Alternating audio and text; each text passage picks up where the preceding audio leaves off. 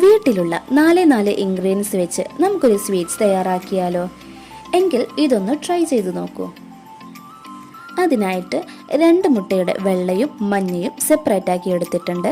ഇതിലോട്ട് ആവശ്യമായ മൈദ, പഞ്ചസാര, പാല് എന്നിവ എടുത്തു വെച്ചിട്ടുണ്ട്. ഇനി മുട്ടയുടെ മഞ്ഞ ഒന്ന് ബീറ്റ് ചെയ്തതിന് ശേഷം പാല് ചേർത്ത് മിക്സ് ആക്കുക.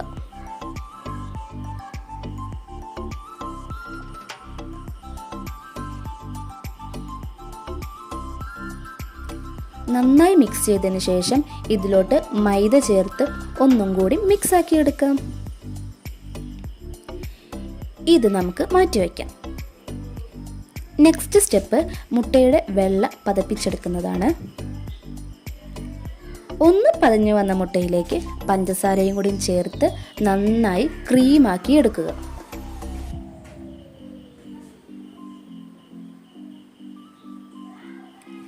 ഹാൻഡ് ബീറ്റർ ഉണ്ടെങ്കിൽ അത് വെച്ച് ചെയ്യുന്നതായിരിക്കും നല്ലത്.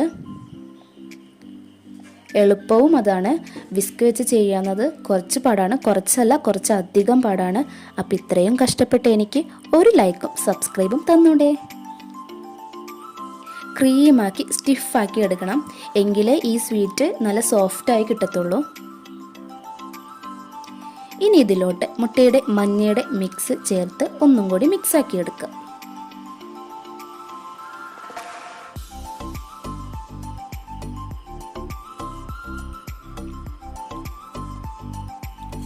ഇനി ഒരു പാൻ അടുപ്പത്ത് വെച്ച് അതിൽ ഓയിലൊന്ന് സ്പ്രെഡ് ചെയ്ത് കൊടുക്കാം. ഇനി തവിയോ പൈപ്പിംഗ് ബാഗോ ഉപയോഗിച്ച് വീഡിയോയിൽ കാണുന്ന പോലെ ഒഴിച്ചു കൊടുക്കാം.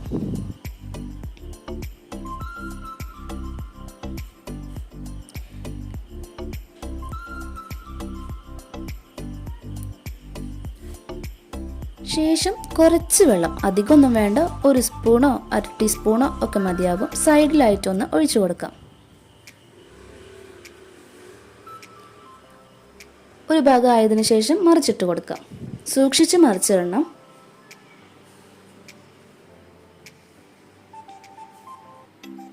മറിച്ചിട്ടതിന് ശേഷവും ഈ പ്രോസസ്സ് ചെയ്യുക. വെള്ളം സൈഡിലായിട്ട് ഒഴിച്ചു കൊടുക്കാം.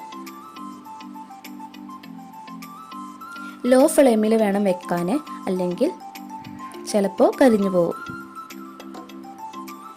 നമ്മുടെ സ്വീറ്റ് ഇവിടെ തയ്യാറായിട്ടുണ്ട്. അടിപൊളിയാണ്, നല്ല സോഫ്റ്റാണ്. കഴിച്ചു കഴിഞ്ഞാൽ കഴിച്ചുകൊണ്ടേയിരിക്കാൻ തോന്നുന്ന ഒരു സ്വീറ്റാണ്. അപ്പോൾ എല്ലാവരും ഒന്ന് ട്രൈ ചെയ്യണം. വീഡിയോ ഇഷ്ടപ്പെട്ടാൽ ലൈക്ക് ആൻഡ് സബ്സ്ക്രൈബ്.